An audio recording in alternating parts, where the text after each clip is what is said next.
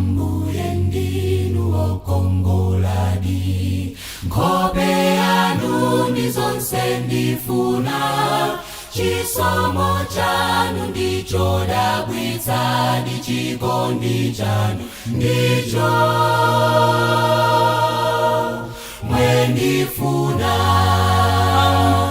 Ndinu wachifundo chosatha, munalenga mwamba ndi dziko, chikondi chanu munafera pamtanda.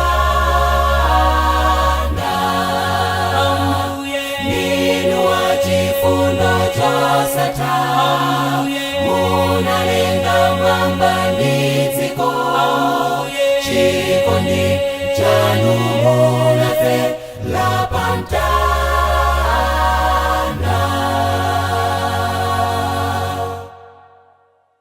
Ambuye ntchito munagwiradi, yopulumutsa ine ochimwa, ndifuna njisopoti zonse munachita zindizo mwesi